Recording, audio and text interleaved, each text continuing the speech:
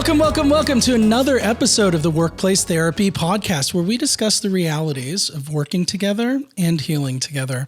My name's Scott Arietta. I'm the CEO and founder of Unity & Company. We're a training and consulting firm that specializes in leadership development and employee engagement. And this week, I am delighted to introduce you to our guest, Candice Seiger. Candice is a seasoned strategy and operations executive who has worked for major brands like Carnival, Hyatt, and AAA. She currently sits on the board for American Public Television and holds an MBA from Duke University's Fuqua School of Business. Candice, thank you so much for spending some time with us today. Happy to be here and have this conversation. Why don't we just dive right in? Because looking back over your resume, you've had some major opportunities to serve as a senior leader for a diverse set of organizations across a variety of different functions. And so, I'm curious, reflecting back on your career, what would you say are the things that most equipped you for success? Well, that question, I think, comes to the heart of what leadership really is, and what leadership really is different for each person. For my career, I've found that there's really four things that have really helped me both leapfrog up in both position and in opportunity. First is finding that balance between strategy and execution, and oftentimes being the translator between people in that context. Second is building and leveraging networks of people. Organizations are just a collection of humans. How do we use those humans, help those humans work together, make those networks actually work? Third is simplifying complex systems and topics. Everybody has their own language. How do we simplify things for everybody so that everybody can understand? And then fourth is I always try to focus on servant leadership. How do I help someone else actually achieve their goal? And I've really found over the years, looking back, I was doing a lot of that subconsciously, but all of those things are very much now a conscious part of my leadership style. And I find when I'm struggling as a leader, if I go back to those four principles and those four focuses, I really can solve whatever it is I'm facing.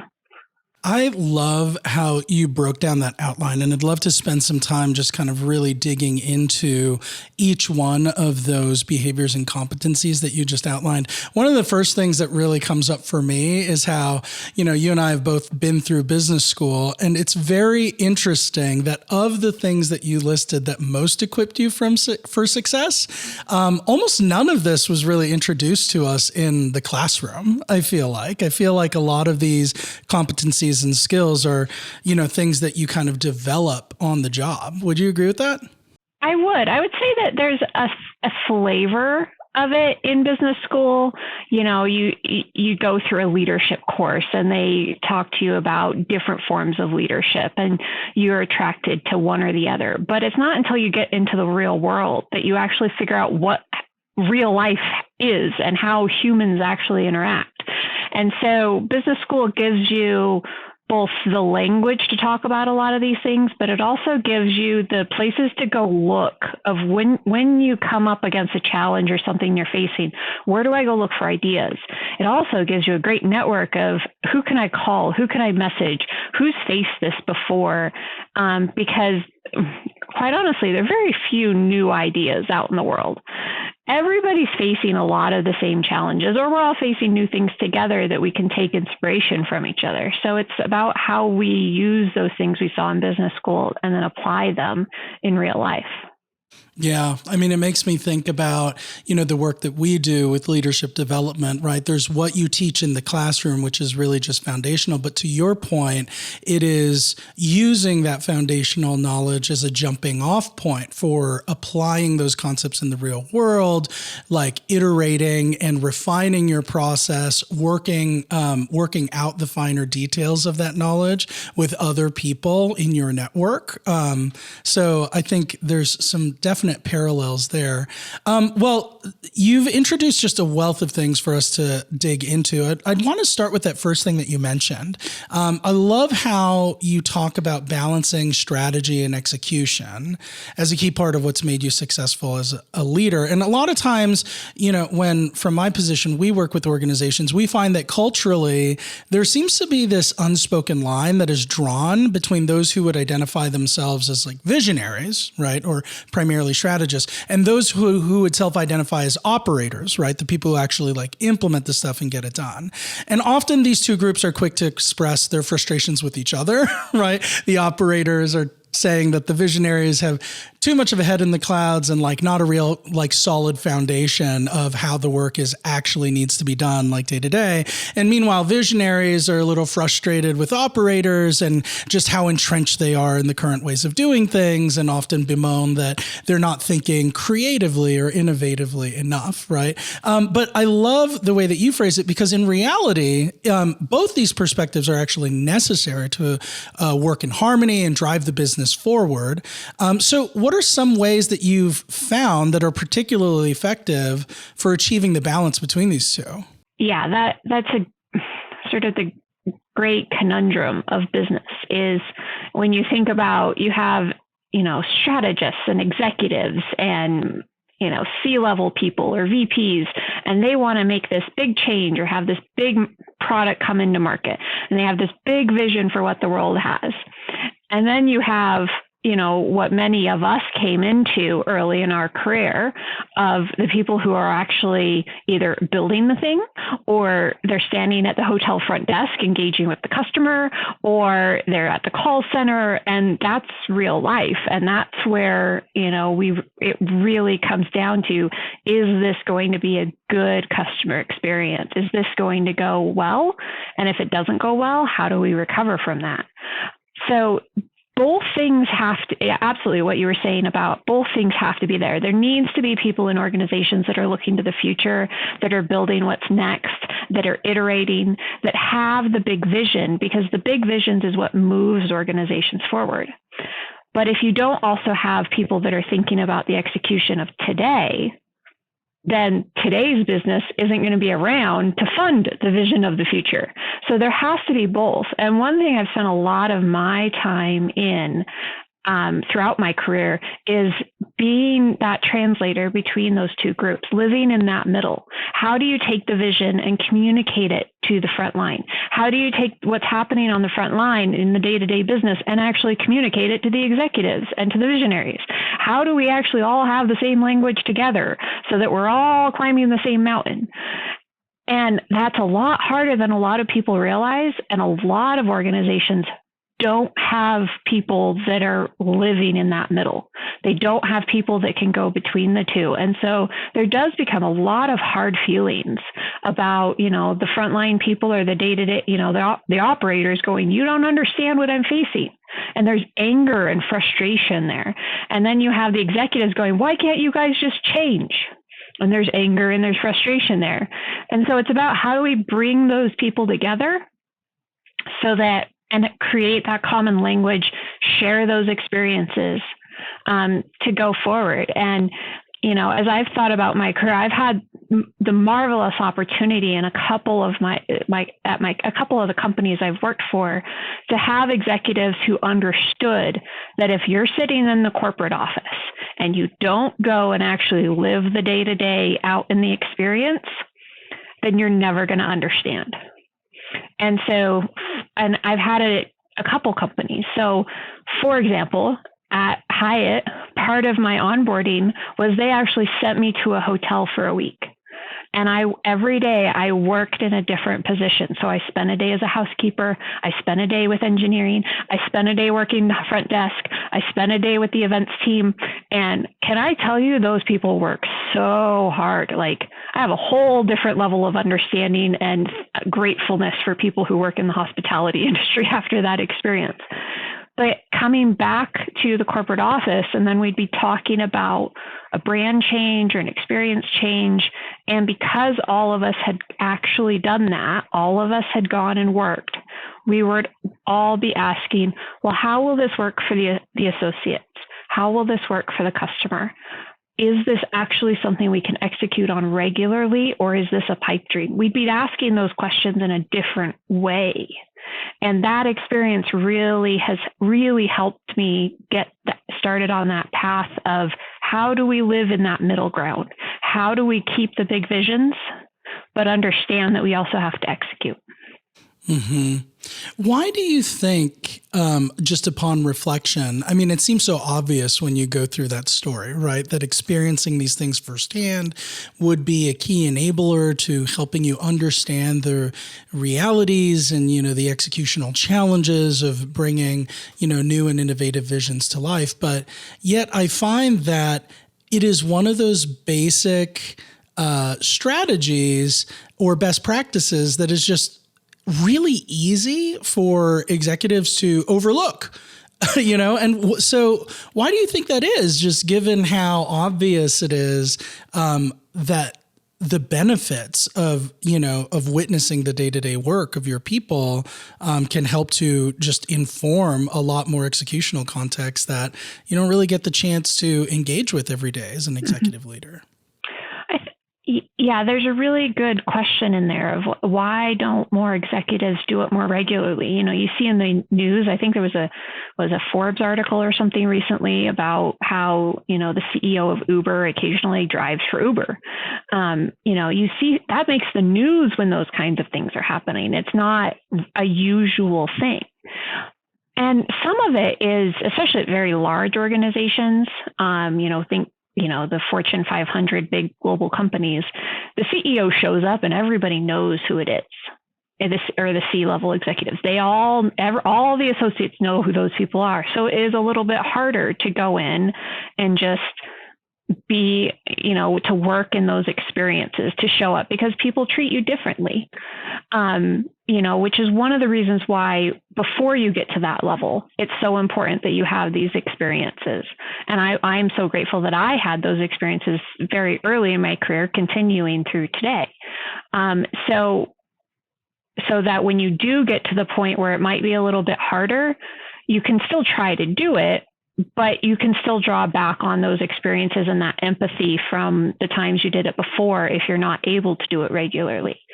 But there is a little bit of a how does especially senior executives get that experience of the day-to-day, because especially at the big companies, like I said, it's a little bit harder, but it's not impossible. It is very much not impossible.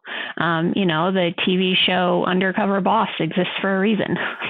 I was just thinking about that show, actually, as you were talking. Yeah.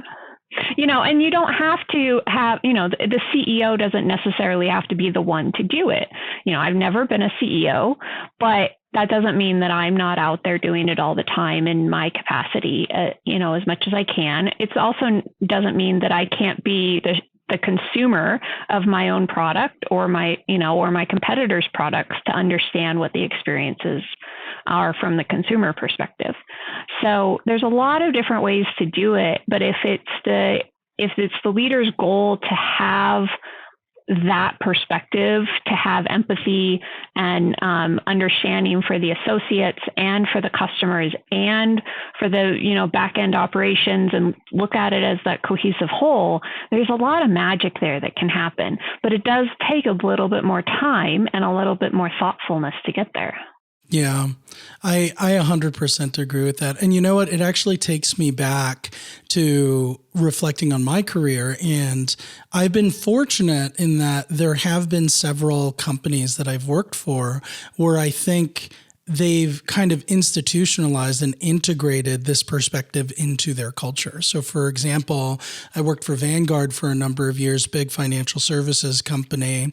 And every year, right around tax season, things get really, really busy, to the point where their existing staff just can't handle the incoming volume, but it's something that they have to plan for, right? They have to make sure that they ramp up staffing every year around tax season. So in addition to other staffing strategies, strategies, one of the things that they did was every year around tax time, everybody in the company, regardless of level, had to participate in something that they called Swiss Army, which is, really this like volunteer army approach where as a corporate citizen, you jump in and do something that is frontline facing. So you have the option of either processing paperwork on the back end or interacting with, clients, on the phones. And so it would be really funny because like our CEO had this pre-recorded message that wouldn't really play most of the time throughout the year, but then during tax season it would play because there would be this really long queue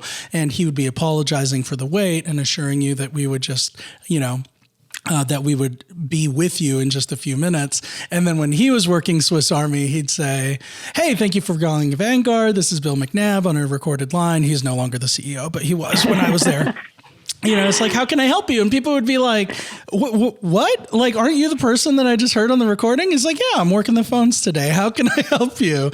But I think that, just knowing that for a company of that size, everybody all the way up to the CEO is expected to keep their skills fresh, right? And nobody is above a frontline interaction with the client. I think like that brought something really special to the culture that unfortunately, like not a lot of companies really take advantage of. Yeah, you're absolutely right. Not a lot of companies take advantage of. And it, like I said before, it doesn't always have to be the CEO jumping on the call like your Vanguard CEO did, but it could be as simple as, at Carnival, within the Carnival brands, they have what they call care teams. So when something goes wrong on a guest's vacation, there's a medical situation or, there's a missed air, connection or whatever it is, there's a team of people from across the organization, whether you work at the call centers or in procurement or in accounting or, wherever you're working in the organization that can jump in and be called out to help. So, and you might be there during something that's very traumatic for the guest if there's a medical emergency or something, but you're with the guest, you're helping to care for them, and you're out in the front lines with them, and you're coming from anywhere in the organization. And I have always looked back on that program going, that's brilliant, because not only does it meet a business need in terms of we have to care for our guest, but it also gives the opportunity to all these people from all these offices who aren't on the cruise ships to help and to be there to care for the guests in a lot of cases in their true time of need. So it's things like that companies do. And how do they look at these business needs, whether it's tax season or, something that's happening on a cruise ship? How do they look at those needs and solve them in a way that allows for and encourages the office staff and the back end office staff to really engage with the consumer in a different way? I love that. Well, so, I think you and I have both been fortunate in that we've worked for organizations where this concept was really culturally supported. But I'm sure we've also both worked in organizations where that hasn't been true, right? And because we've been fortunate to grow up with that perspective in mind, as we were talking and preparing for this episode, like you've mentioned that you just kind of naturally take that ethos and fall into that position of being a central connector between visionaries and the executors and the operators. So I'd love to kind of dig in more. So in a world where it's not necessarily like institutionally supported, maybe not like actively hostile to the idea, but it's just not something that kind of like exists culturally as a written expectation. How do you find yourself practically serving in this intermediary role? What are some of the things that you do? Well, the number one thing you have to do is you have to bring people together.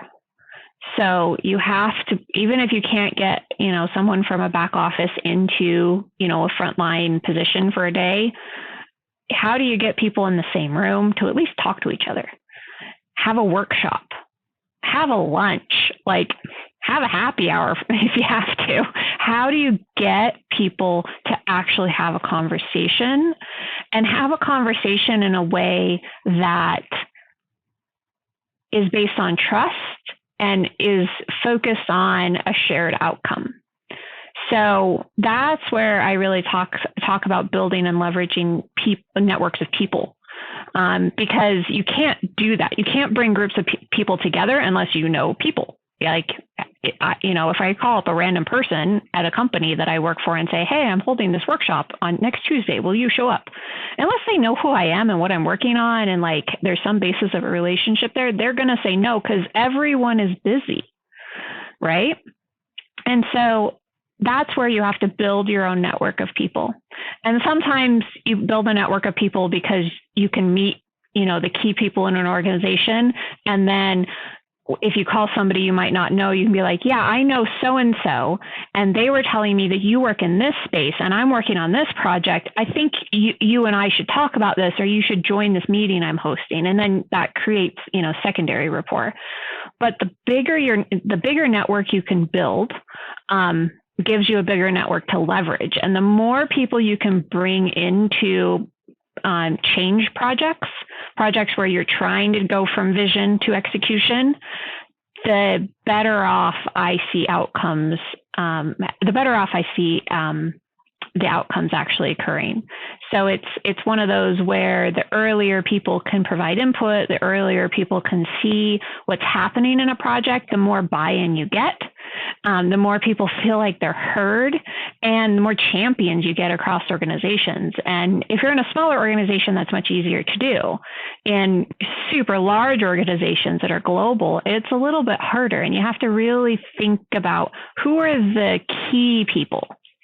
And sometimes the key people end up being the same people all the time, and then you really have strong relationships with them.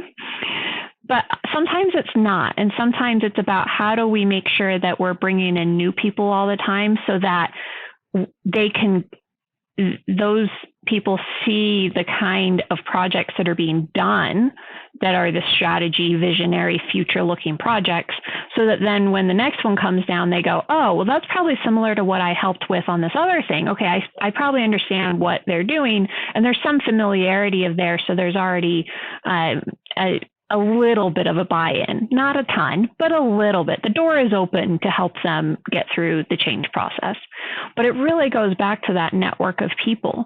Anytime I see someone working on a project, a big change project as in a silo, or with a super small group of people, or it's not very transparent about what's going on, I'm always a little bit, head scratching of, well, how's this going to go? Because as soon as it's, so someone comes out and announces it, everybody else in the organization is going to go, well, how's that going to work? You didn't ask me about that. You didn't consider XYZ, other things. But if you use the networks of people through the project, it always goes smoother. It takes more time, but it always goes smoother. Yeah. I mean, you brought up a couple of really important pieces here. I love, and you kind of mentioned it in passing, but I really love this perspective about how when an organization or a company is small, right, it's almost easier to leverage these networks of people intuitively, right? And, I've spent my career in two very different ends of the organizational spectrum, right? The most recent, half of my career I spent with venture-backed startups, really in the early stage of things. And then kind of earlier in my career, I worked for really large logos that had, been scaled in Six Sigma for like the past 40 or 50 years, right? So everything's already kind of like running like a well-oiled machine. And I can definitely validate your perspective there, right? When a organization is on the younger end, right, it's almost easier to engage networks of people more intuitively because job descriptions and roles are a little bit broader, right? Like people end up wearing like multiple hats, right? There's a lot more kind of shared vision and perspective, and so it's easy just to tap somebody next to you and say, hey, I was really like wondering about your perspective on this. But then as a company achieves like some modicum of success and scale, what they do is they start acquiring more specialty skills. People's jobs end up getting more functionalized and more siloed. And then your connections, your strongest, most intuitive connections happen to be fairly insular. They're the people in your function, right? And unless you're really working to cultivate cross-functional relationships yourself, you might not find as many options to intuitively create those opportunities, right? And so it moves from intuition to having to be really intentional about seeking the same amount of connection.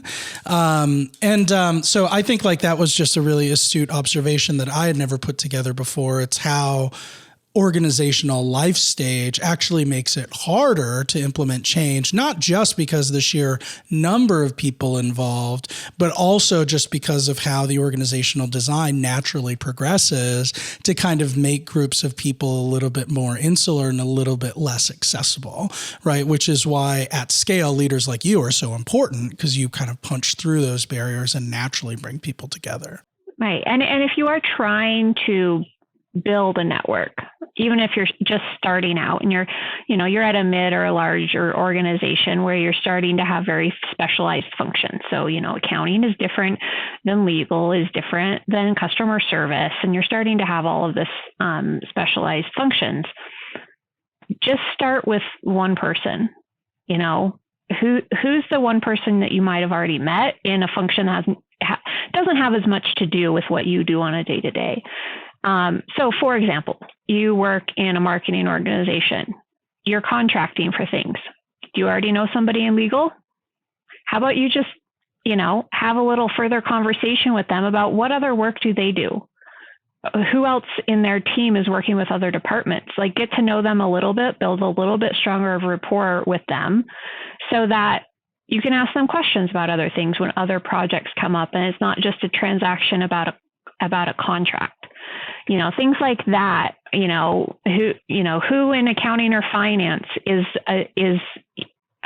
someone who's well connected within their function that you can build a rapport with. You don't have to try to build a rapport with everybody super fast, but who's that one person that you could start with and just slowly start building, and also take advantage of the work you're doing. So if you end up in a meeting with someone you haven't really engaged with before from your company, follow up with them and be like, hey, we haven't really had a chance to meet. I'd love to learn more about what you do. And just ask them some questions about what they do. And then you've created a rapport, and you don't have to talk to people all the time. When I was at these super large organizations that had hundreds of thousands of employees, I might talk to somebody once a year. But every time I did talk to that person, I tried to make it as engaging as possible. And I tried to make it a conversation that they walked away with value from, so that when I talked to them next year, they remembered who I was. I love this because it's definitely something that people really don't get told in their careers unless they have a mentor like yourself who can really kind of see with a longer lens, like what the natural implications of engaging in this behavior consistently really are. Right. I think a lot of times we tend to regress to the safety of what is minimally necessary for us to execute on the function that we were hired for.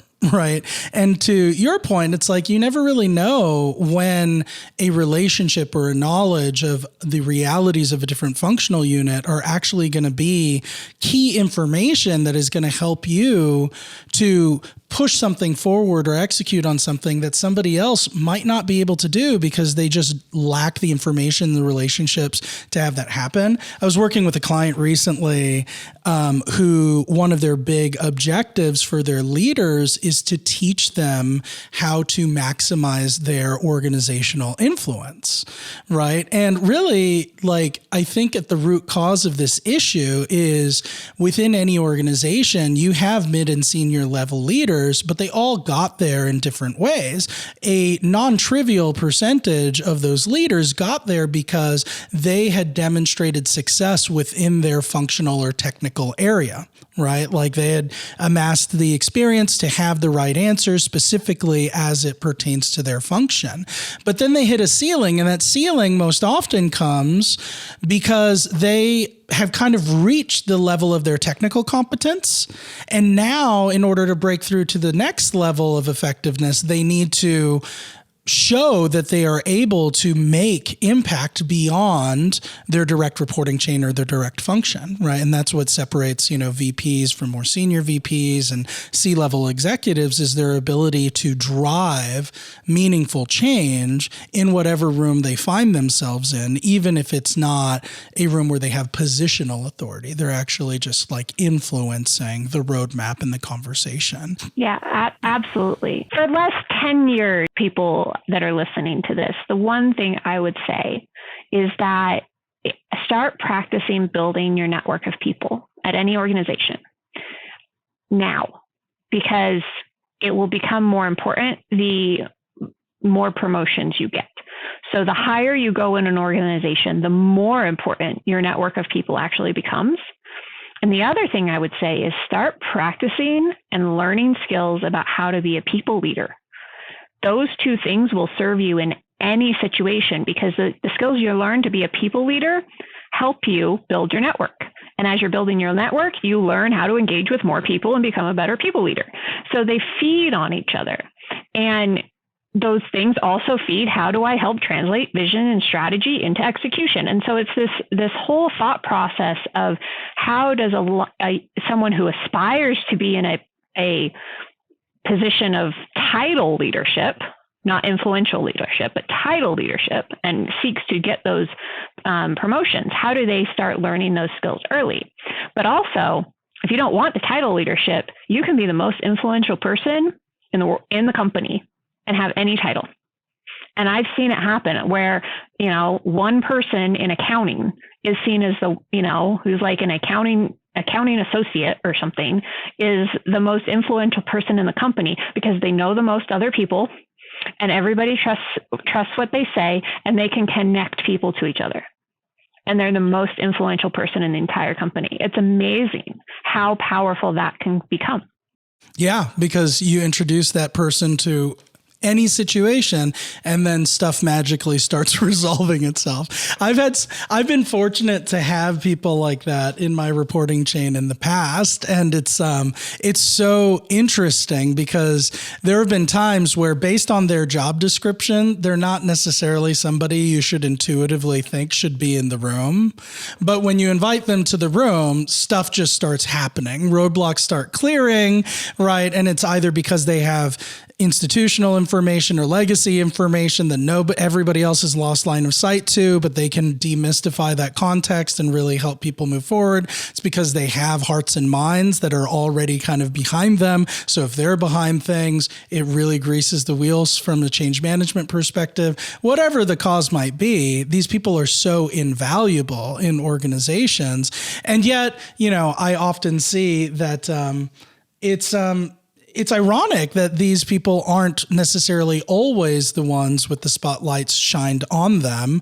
Because for this particular person I'm thinking about, it actually took me 2 review cycles to get them promoted to director, when, from the day I met them, they were already more impactful than most of the directors on the staff. Right. Yeah. But if you're already in a position where you're leading projects, or you're in the room and you're seeing that things are going on and there is that other person that could really help, bring them with you, because A, it will help them, and B, it makes the work go faster, ultimately, because they're helping make those connections or providing that institutional knowledge. And C, it makes you look good too. So because you brought someone in who can help. And so ultimately, it all eventually helps everybody when you're making those connections. But yeah, you're right. It can take a while. And so if you are in a title leadership position where you are that person's manager, how do you highlight that impact really well? How do you shine the light on that, how they are helping work move faster? Because that's really hard to quantify. And it's really hard for people who weren't in the middle of it to see it. So how do you make sure that it is really talked about when you're talking to your boss or you're talking to their boss? How do you make sure it's talked about when you're talking about good leadership behaviors that you want your organization to have? How do you put it in their reviews? how do you make sure that they're teaching other people how to do it so that it's seen as this really important thing? There's lots of ways to go about it, but if you as a people leader, as a title leader, aren't focusing on that element of it, you're not reinforcing that behavior. Yes, I think that's so important, and I thank you for highlighting that, how, we as leaders of people who naturally slot into these functions need to do our part to make sure that we are calling attention to the value of those behaviors. Yeah, absolutely. There's another dimension that I want to explore in terms of the benefit of bringing people on early, right? And really isolating those people or identifying those people whose skills, perspectives, knowledge are critical to getting work done. It reminds me of something that we've talked about on this podcast a lot, which is change management. And specifically an aspect of change management that we refer to as the change acceptance curve, right? So basically it's like you've heard about the stages of grief, right? Like getting acclimated to, there's like anger and bartering and denial. And then finally at the end of the acceptance curve, you're in acceptance and you're ready to kind of move on and integrate that knowledge into the rest of your life. Well, I think what we fail to understand or recognize as leaders in the corporate environment is that every time we implement a major change, maybe not even a major change, like all nominal changes also involve the death of the old way of doing things. And it requires some kind of change acceptance curve in order to get people on board. And the dynamic that's really interesting is the senior leaders who are talking about the necessity of change and planning out the mechanics of change, even if they have 100% the right answer, if they do not involve people early enough in the process, you're not giving people any space to go through the change acceptance curve, right? And so you could have the complete correct answer, but you're still going to encounter emotional resistance and a lack of buy-in, even if the solution itself is conceptually perfect. So I'm just interested. Have you observed similar things from your experience? Yeah, absolutely. It's interesting to me that, in business school, we're introduced to the change management curve. And in a lot of respects, I think that does a disservice to what is actually happening in real life. It's not a curve, the big canyon, we think of curves of like a little curve in the road. No, this is like a grand, it can be a Grand Canyon. It can be, just a little crack in the earth, whatever it is. But if you think about it in terms of the Grand Canyon, because at least most people can think about what that might look like in their minds. The question really comes down to is how deep is it? How big of a change is it? And how many people are standing on one side of the canyon versus standing on the other? And when you're doing a big, massive organizational change, you might have a dozen of the leaders already through it. They're on the other side. And now they want thousands of other employees to Evel Knievel it over the canyon. And think about how many people are probably not going to make it, So it's how about it? Then the process becomes, how do we, earlier in the process, take people on the hike with us down the canyon and back up? And then the people that weren't maybe as involved, how do we help give them tools and shortcuts to get through that very long hike down the canyon and back up without having to Evel Knievel it, because they're going to crash in the middle if too many people have to do that. So I found that when people think about it in that kind of a context, it makes more sense of why things fail during the change management process of it. So yes, it was the right idea. Yes, you had a great plan, but the people side of it is often more important than the other technology or the product or whatever. It's how do you get the people in your organization through that change? And a lot of times I find that there's a lot of executives and leaders and project leaders and project managers that aren't really thinking about that people side, and yeah. So how do you think about it both earlier in the process, during the process, once you've built the thing you're trying to build and you're trying to launch it and you need to bring a bunch of people along? You have to be thinking about it all the time. Yeah. Well, and I think there's something just so astute about the visual that you've conjured up here, right? The canyon versus the curve. I think you're hitting on something really, right? Because there's something about the visual of being on one side of the canyon as like leaders and change agents and having, a ton of people on the other side of the canyon, right? And for me, it was easier to access like feelings of empathy and mission, right? Our mission is to get the people on the other side of the canyon over to this side of the canyon where the rest of us are, where we can be together, where it's safe, right?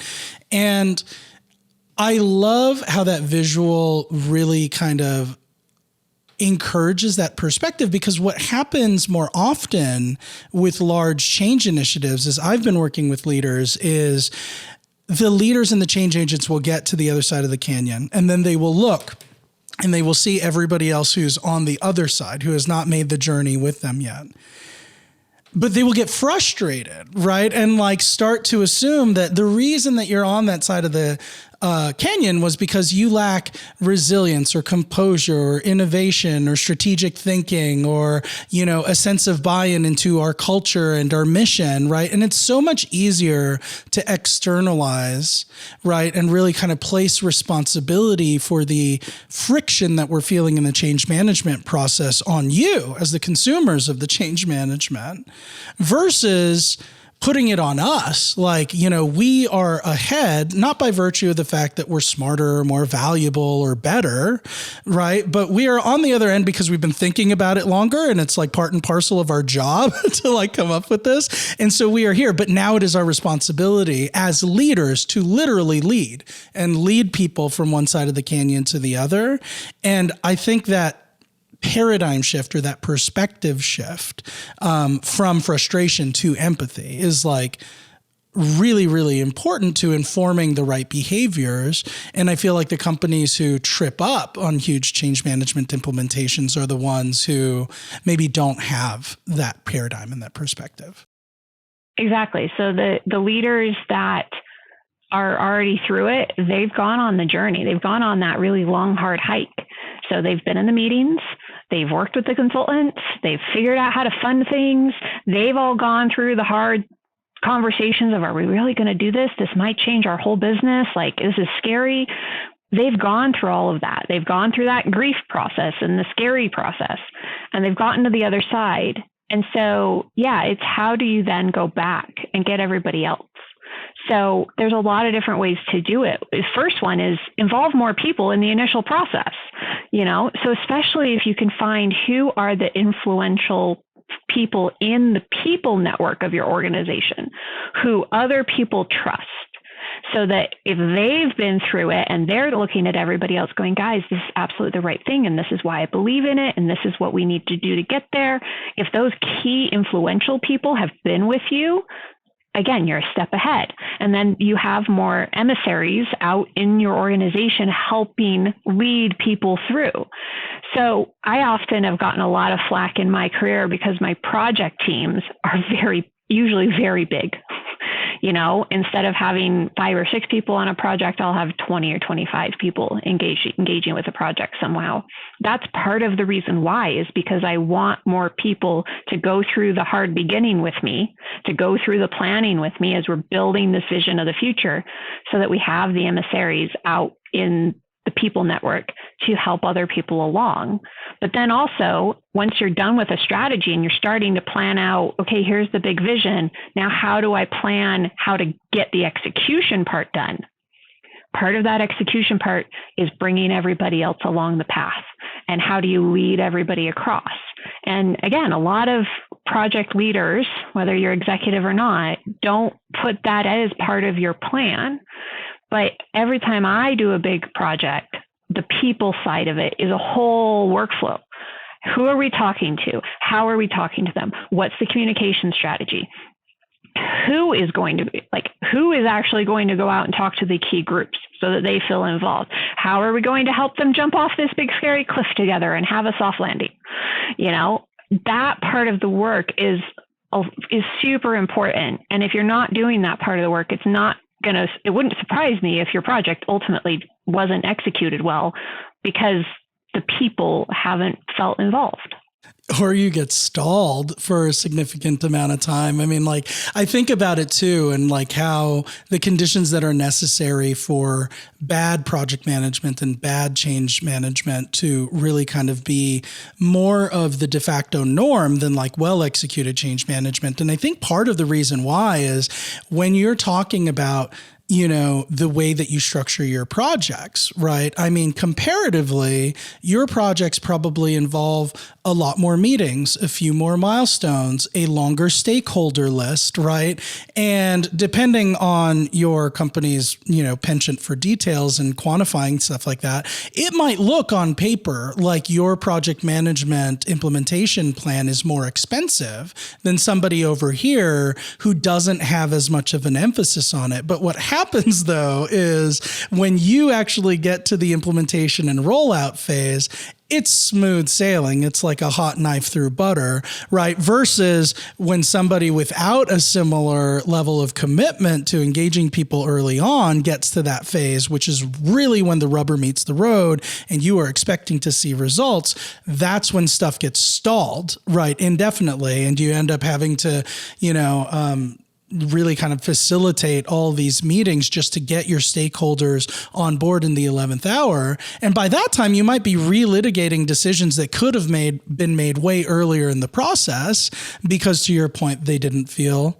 led along the journey and they hadn't wrapped their hearts and minds around it yet. And so now they're going to put their heels in the ground and be like, you cannot launch this until I am satisfied. Right. Yeah. And I hear stories about that all the time of, somebody will tell me a story of this big project that the 11th hour, everything came to a screeching halt, or they were trying to launch a product in the marketplace and all of a sudden couldn't do it. And the interesting thing is often it comes down to one stakeholder, and that stakeholder may have the reputation of being always the squeaky wheel. And my question back is, well, when did you talk to them? Did you talk to them at the end? Well, okay, I'm not surprised they're the squeaky wheel. Did you talk to them at the beginning? Okay, you did. All right. How often did you talk to them? Because often these situations where something goes crazy wrong at the end, it's happened before at the organization, and you can sort of predict where it's going to happen and with whom. And so how do you know that at the beginning and plan for it? And so, one of my jobs, one of my first big projects was a big project that had been tried 3 or 4 times before, and every time it had fallen apart and every time it hadn't worked. So one of the things I asked my team was to build a list of every reason why this has failed before. I want to know big or small, don't care. And when I went through that list, which was very, very lengthy, I would say, the majority of the things on the list were actually people things. And so going through that and really thinking about it, it was, okay, now I have a big list of people that I need to involve early and often. How am I going to do that, knowing the timeline that I've also been given? Okay, let's plan for that. And even though things were not always smooth in that project and things, there was a big 11th hour thing that we had to take care of, but I could go back to those people and say, look, we've been on this process together. I know that this is uncomfortable. How do we still get to where the outcome that has been asked for? How can we get there together? And was it a comfortable conversation? No. But could we get through that conversation and actually get the thing done and launched? Yes. And was it perfect? No. You improve after you get it out into the market, and that's okay. But because they had been through the process with us, and they had been able to provide input, when it came down to their last thing of, we can't do it because of X, Y, Z, we could be like, okay, well then how did we already talk about this? How did we already mitigate for it? Is it something we missed and we need to plan for it quickly so we can still move forward? Or is it really a showstopper and we just can't? how do we then evaluate that squeaky wheel? But like I said, usually the squeaky wheels are known to be squeaky wheels at the organization. And so you plan for them at the outset. Mm-hmm. I love that point. I mean, how often do organizations have firsthand historical information of what could derail their project and then just fail to integrate that knowledge into a forward-looking plan? I mean, it seems unintelligent, to say the least, but easy to do. Yeah, if for any leader going into a new organization where they're getting a big project like that of, we've tried to do this a couple of times, maybe you'll have a different perspective on it. Maybe you can get it across the finish line. Go ask the employees that have been there the longest, hey, why didn't this work? Like, they already have the answer. All you have to do is try to figure out how to solve all those things that got in the way. And again, oftentimes it's people. And so how do you solve the people side of it?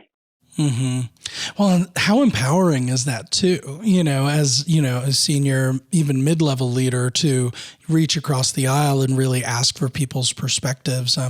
I've been on both sides of that equation, as the leader asking the questions, but also as the more junior team member being solicited, for their opinion. And, and I think that is just such a special place to be. It gives you confidence that your experience is valid and being listened to. One last thing to add is that the other things I'll say about being the squeaky wheel and also managing the people side of it is the two groups that, if you're a project leader leading big strategic projects, the two groups you should have really strong relationships with are finance and legal.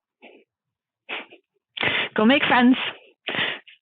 Find the people in those organizations that you can jive with, that you can talk, that they also have a very, very business perspective, so that you can keep them involved throughout the whole thing, so that you can get through a lot of those harder conversations. So Candice, I'd love to just, make a little bit of a left turn here, and re-reference, one of the items that you talked about as being really critical skill for leadership, which is your ability to simplify complex systems and topics, and how that's just been really key for you on your leadership journey.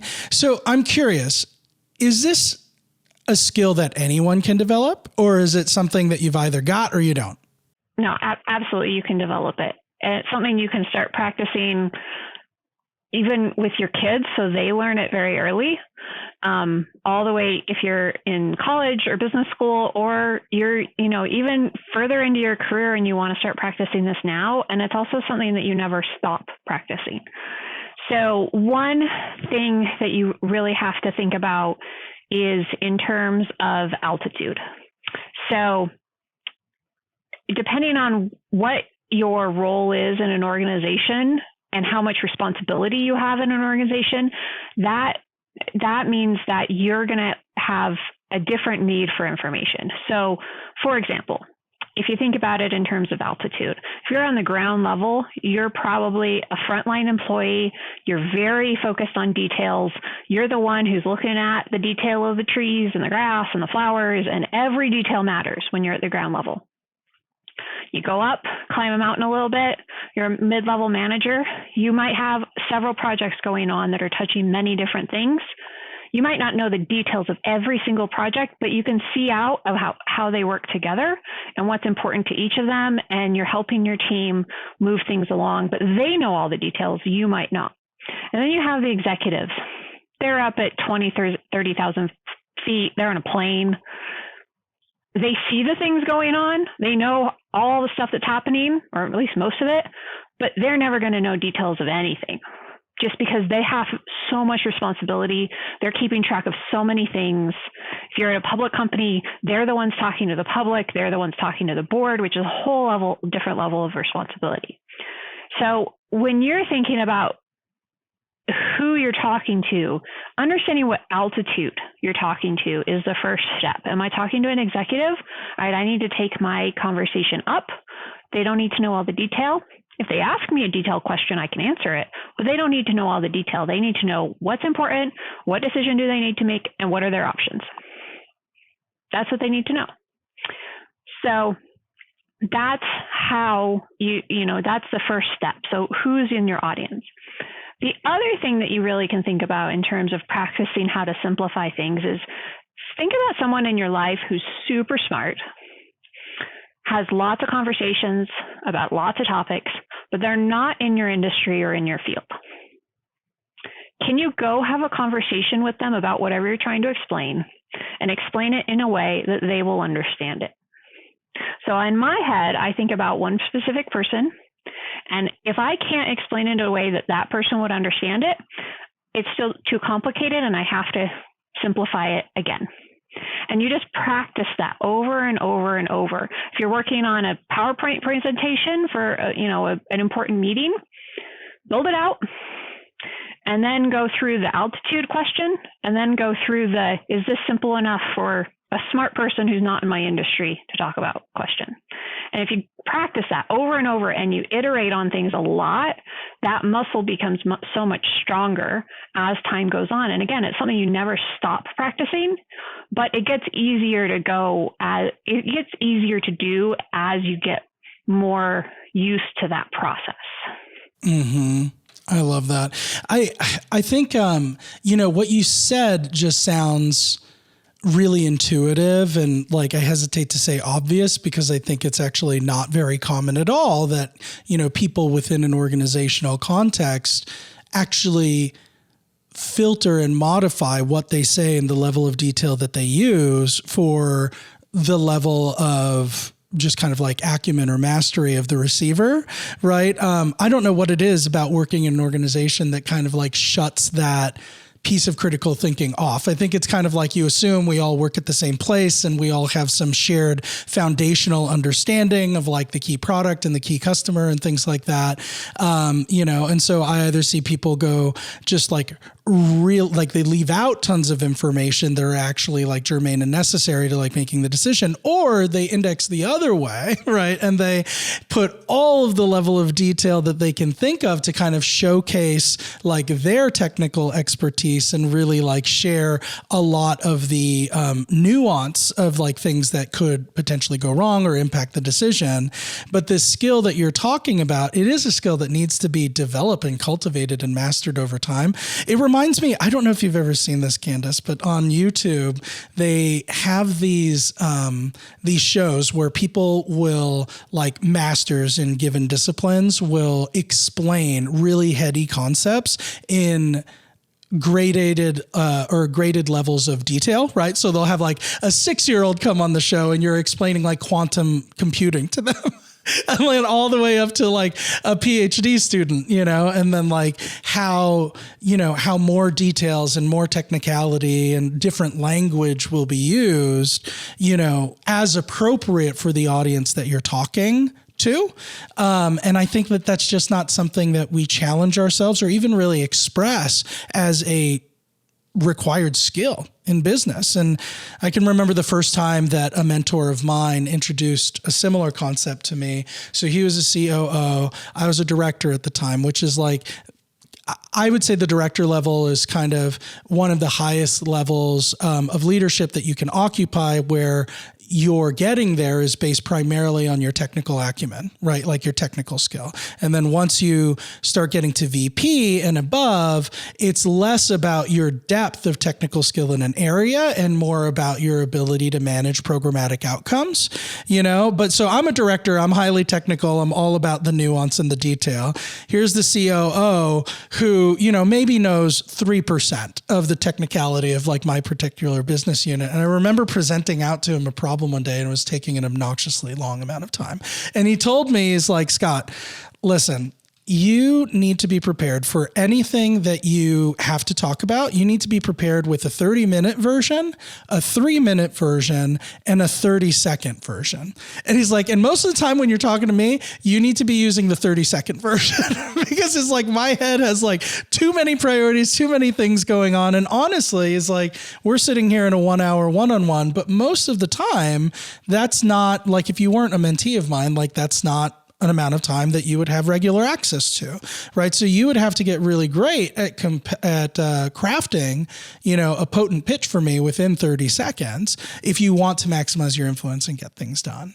And so it seems like that's kind of what I am connecting with, with what you're saying. And I can tell you, I've been working on it for most of my career. It takes time, takes practice to do. Wow. Takes time, takes practice, repetitions. The first time you do it, first time you try to give a message in 30 seconds or 5 minutes, it's not going to go well. And that's okay because you have to practice. So, but it goes back to, I had someone early in my career tell me the same thing. And it took me a little bit of time to go, well, how do I say it in 5 minutes? It's so complicated. But that's once I had the light bulb go off that it's about the altitude, it's about who's my audience, it's about how do I simplify, it's about understanding what's important and what might not be important to my audience. And then doing those reps of how do I make it shorter and shorter and shorter, but still get the very important point across. And I look at big brands and, you look at a logo. A logo says a million things in a little picture. Think about how simplified that has to be. But we look at a logo and we all know what that company is. We all know what it stands for. We all know what the products are. That's the same idea. And so if you apply that kind of idea of picture will say 1,000 words to how do you say 1,000 words without saying 1,000 words? And everybody can get there, but it's how do you practice it? How do you do it? And you can even do it with your team. You can do it with your boss.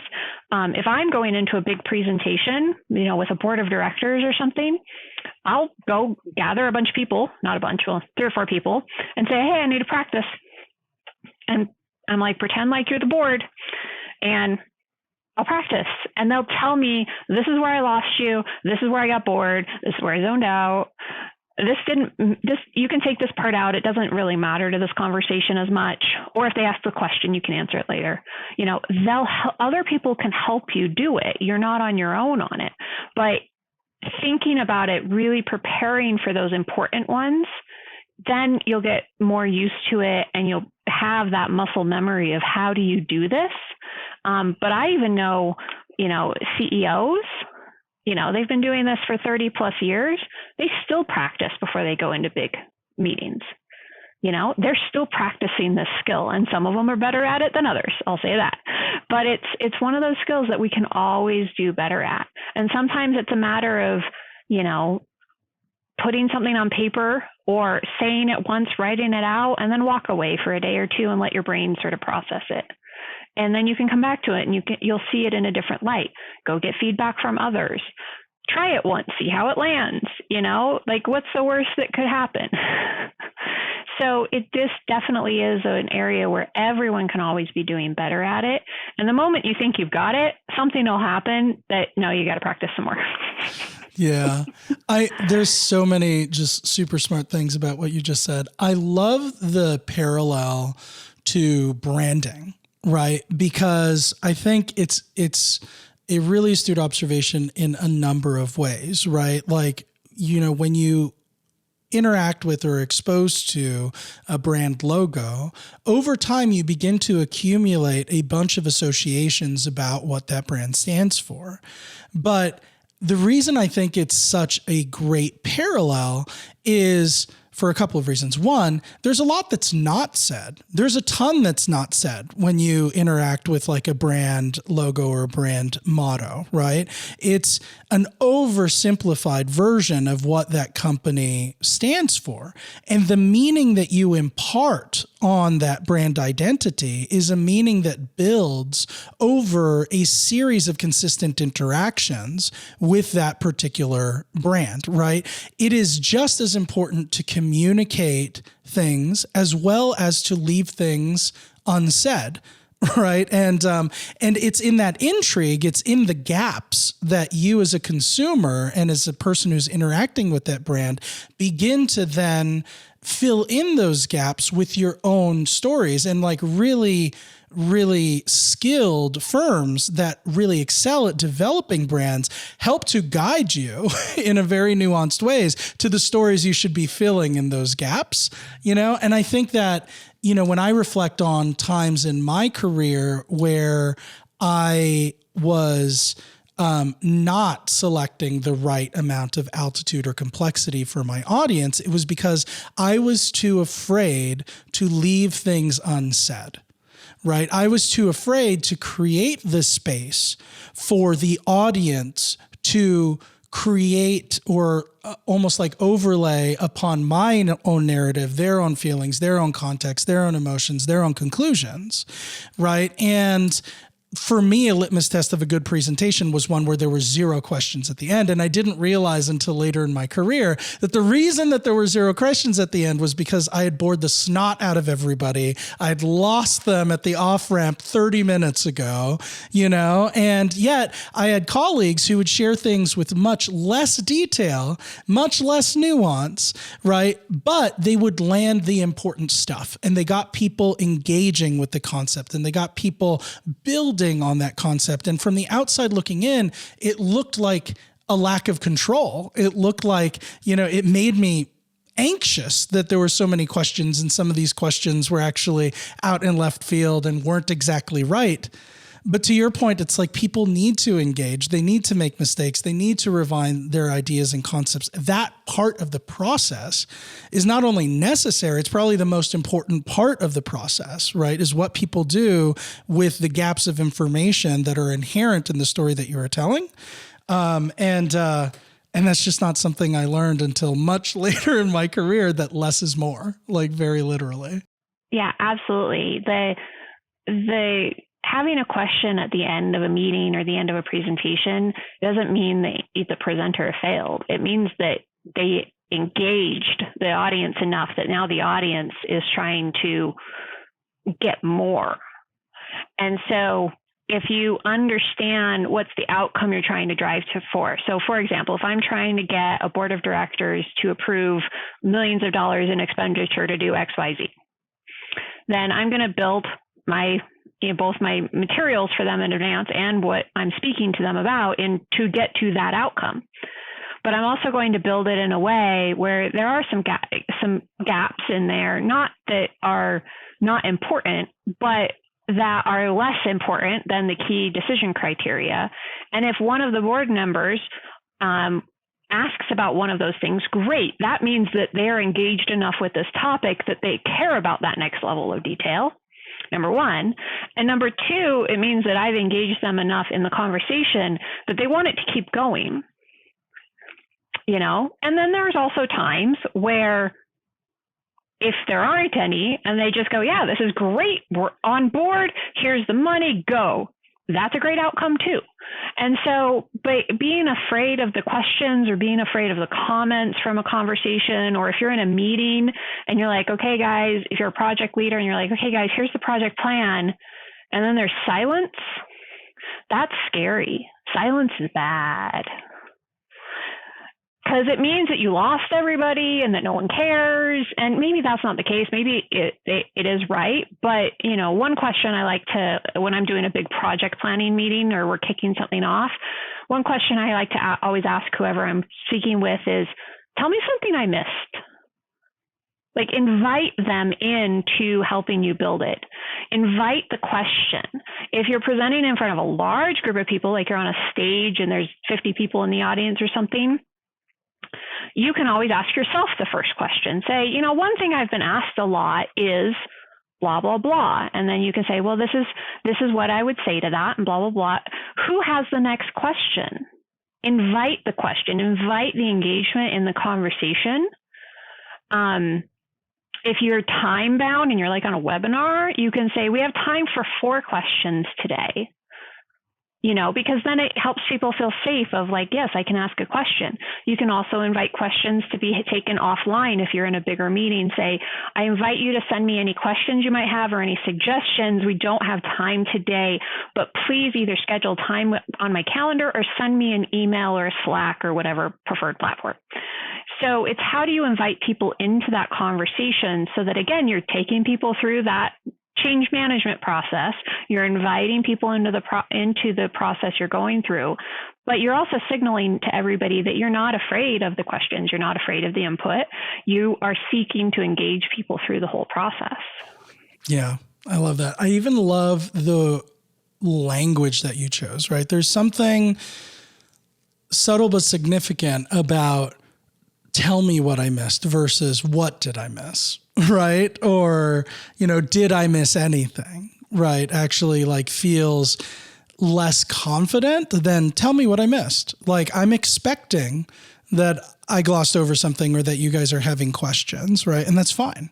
And it's not phasing to me at all. Yeah, the idea that, and thinking through those key phrases, if you're going into which environment. So like a project planning meeting has a very different kind of how you invite the questions or the feedback than you would if you're doing a main stage presentation or a board of directors meeting. Again, it's about that altitude and the who is in the audience. But think it through in advance. You could even go as far if you're, in a workshop or a presentation in front of, more than 30 people. You could plant a question to get it going, because then that greases the wheels. I try not to do that as much, but if you're going into a particularly hard audience, it is a way to grease the wheels. So there's lots of tips and tricks out there. Like I love watching people who are really good at presenting and speaking, to watch how they're doing it, to learn how they're inviting conversation.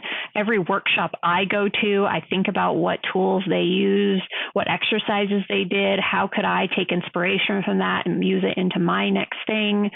So all these ideas are out there. It's just a matter of us using them in our own work after we see them. One last question before we move on to the lightning round. You mentioned as part of the key ingredients for leadership, the last one was an emphasis on servant leadership. So I'm curious, what does servant leadership mean to you? And are there practical examples of how you've leveraged this approach in your career? Yeah, absolutely. And servant leadership, there's whole books written on the topic. I've read so many of them.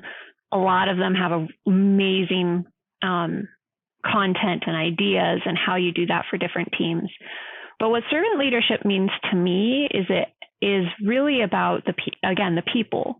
It's how am I caring for my team? How am I caring for my colleagues? How am I caring for my company? And really thinking about what caring means in each situation. And it might mean something different, conversation to conversation. There might be a conversation you're having with someone on your team where the situation they're in requires you as a people leader to be more directive in the conversation, and you're directing them of what to do. Immediately after, you might be in a conversation with someone else about a different situation where what is caring is to be the coach and to ask them and help them navigate the conversation.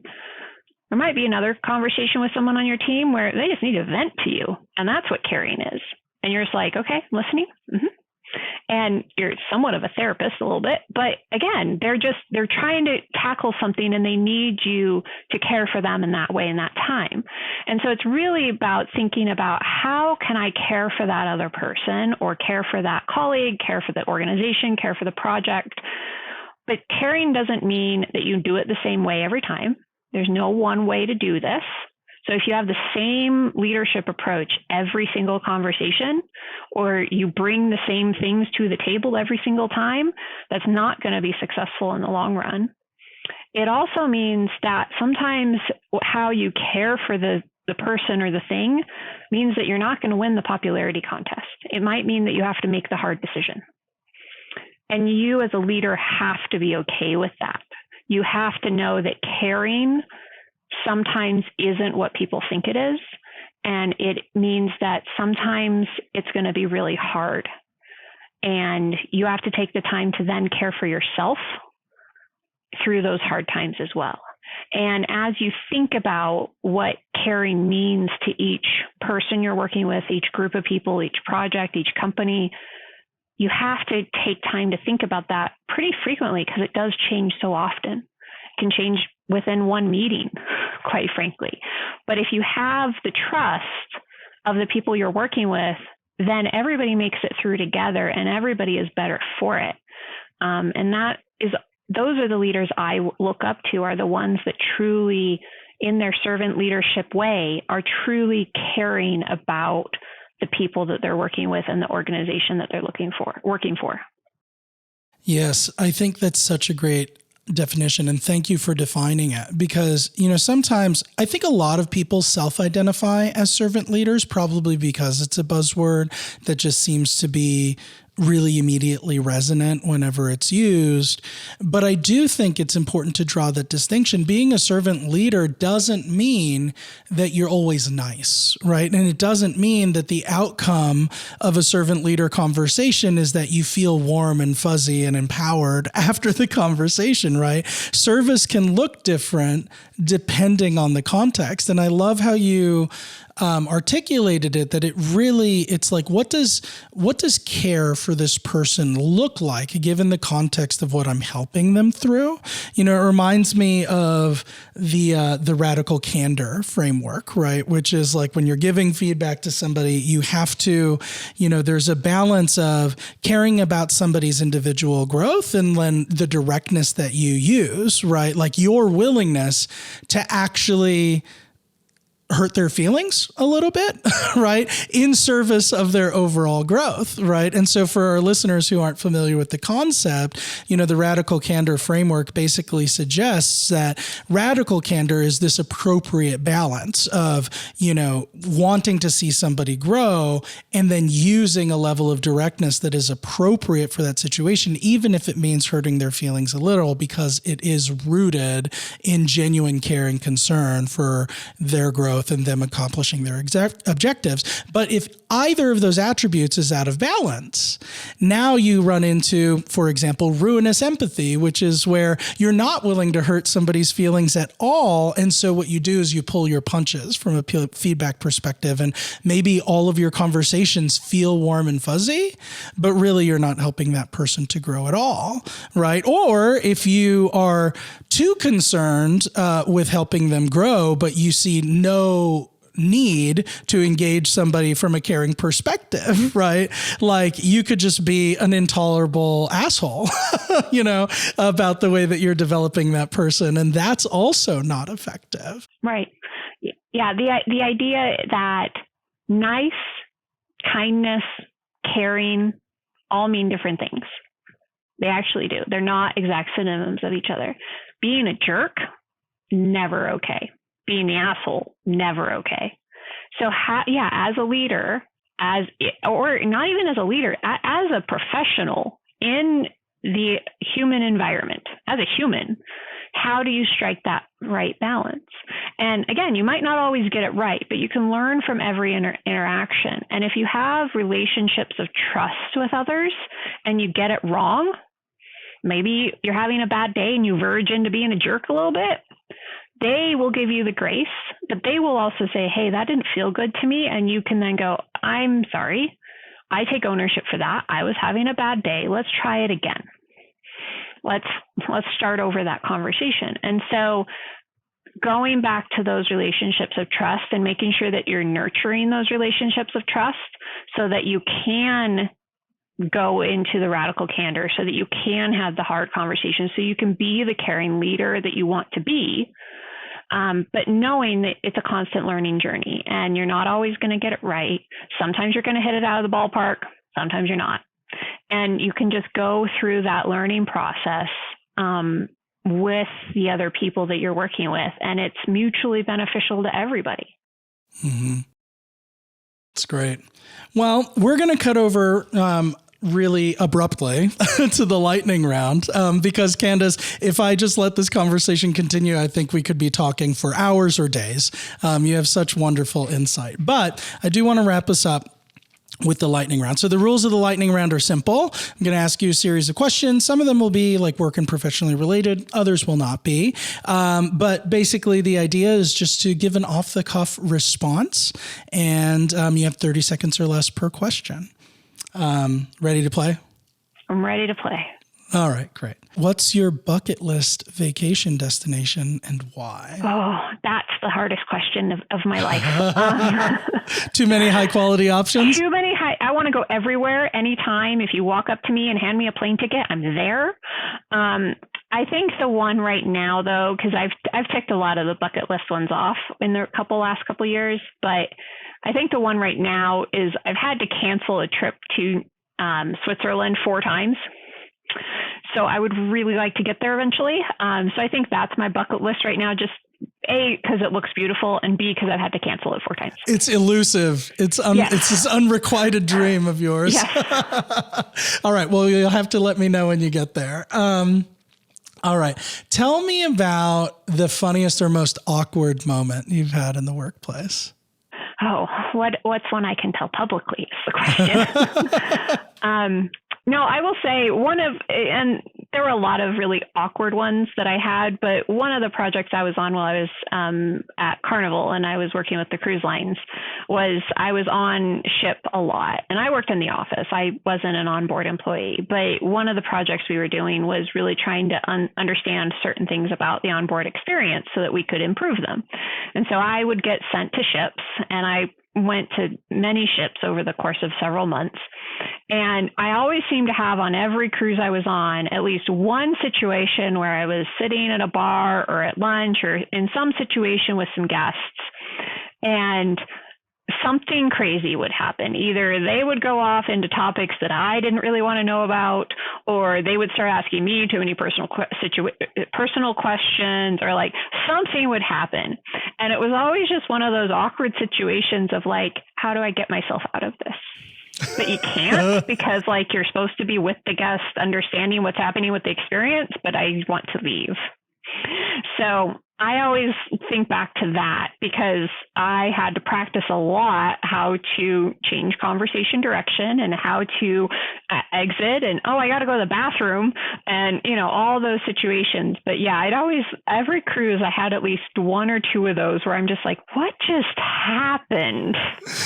Very important life skill to learn. I'm sure it served you well in different contexts as well. Yes. Networking in a professional context now, super easy compared to those. Absolutely. Okay. All right. So what's the most useful non-work related app on your phone? Ooh. Can I skip that one? Skip? You want to pass? No, here's the thing. I want to pass on that one because I actually have been on this path of trying to use my phone less. Oh, good for you. Is your life way better now? Yeah, because to me, it's been about how do I be present in the moment and how do I use my phone as a tool, not as a time-sucking device. And so probably the most useful thing it does right now is built in. I'm on an Android phone. It's built into the operating system. It tells me how much time I'm spending on my phone every week. And so when I notice that that's going up again, I sit down and think about, is that important to me? Why was that happening? Am I just sitting here mindlessly scrolling? Or was I on my phone actually doing useful things? Like if I watched a lot of YouTube that week, was I watching like educational or how to, or because I was working on a project and I had to go through this one video 17 times, was I watching a lot of TED Talks? Like, was it feeding me or was it actually detracting away from my mental abilities? Like, that's sort of the question I'm looking for. So maybe that's the answer to that question, is just that one little feature on the Android and I don't know if iPhones do it too, is just how much time was I on my phone? I thought you were the most useful app is the off button. Yes, that too. Yeah. The do that's not actually disturb pretty button. wise. That's the other The do not feature. disturb button. Yes, absolutely. Okay. I'm into it. I think that is a legitimate response. All right. What's the most important thing that you've done recently to invest in your mental health? I think it's just having the focus on giving myself space and time and not loading my calendar up. Like I purposefully block out a lot of time on my calendar to work on deep thinking projects, to work on side projects, to make sure I'm getting outside and seeing the sun. Like, that's sort of important. But giving myself the time and space I need to be successful. My brain works differently than your brain does. Your brain works differently than somebody else's brain does. And by taking control of that, I have found much more mental peace. And it's something that I've really had to learn over the last however many years. And I'm still learning how to do it. And I'm still finding strategies of how to keep it.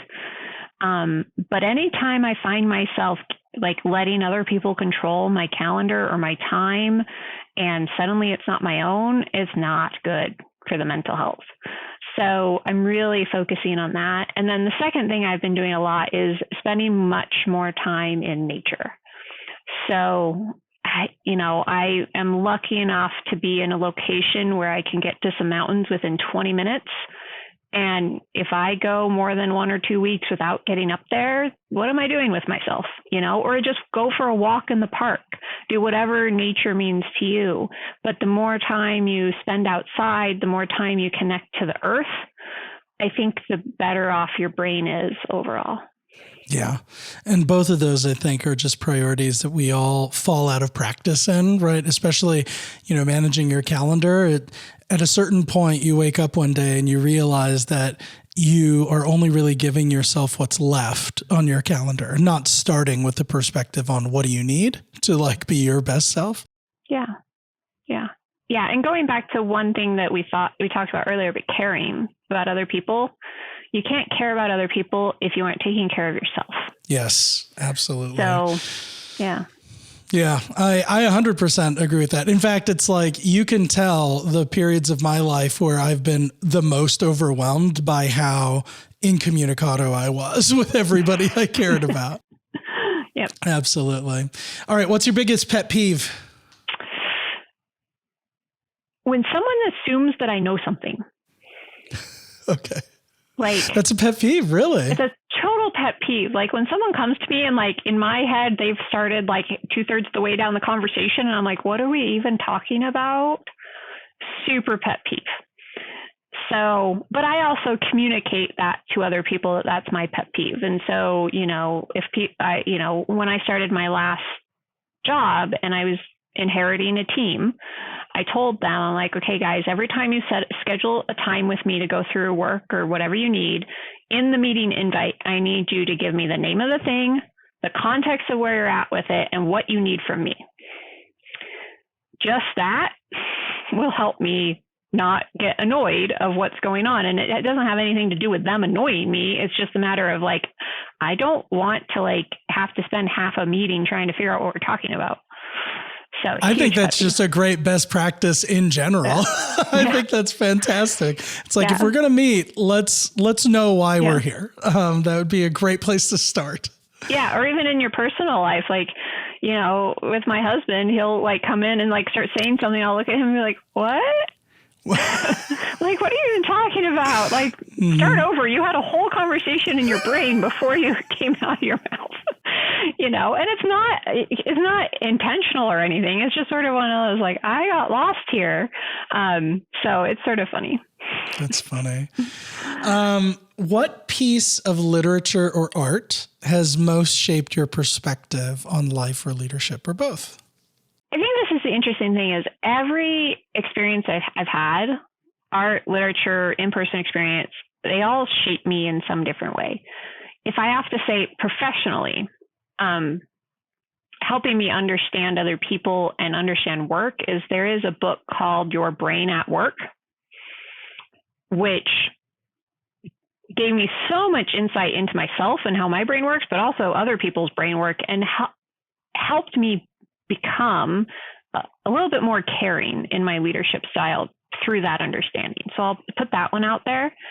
The other one I'll put out there is a book called The Manual.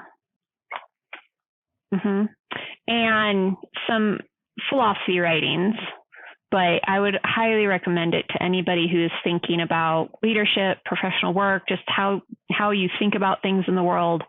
And I go back to it every once in a while. and reread it, just because, those old masters, they were onto something. All right. Last question for you. What do you think your mission in life is? My mission in life is to care for others and live life to the fullest. And underneath that is, we're all living this life for the first time, and we only get to do it once. So if you care for others and you try to live your fullest life, it'll probably all turn out okay.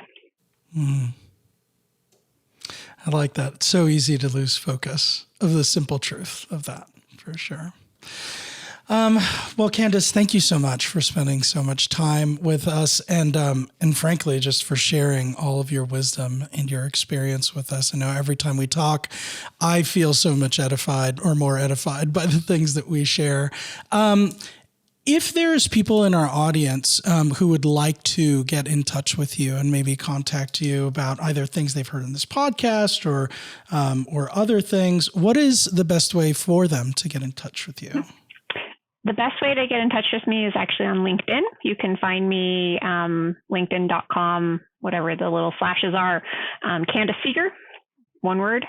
I think I'm the only Candice Seiger on LinkedIn, so I'm very easily searchable. But shoot me a direct message on there, and I'll get back to you. But I'd love to talk to anybody about any of these topics, because leadership is so important, and how we engage with other humans in the work environment is so important. So thank you, Scott, for making sure that we have this forum to talk about these things, and so that the people who are listening to this conversation, can engage in a different way and can seek out new ideas from others as well.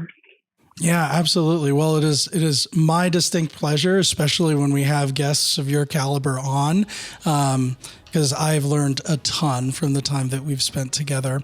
And to that end, if you're listening to this podcast, you love this conversation with Candice, or if you would like to hear more conversations like it, please leave us a review on iTunes or on Spotify. And that wraps up our episode for this week. So until next time, this is Scott Arrieta signing off.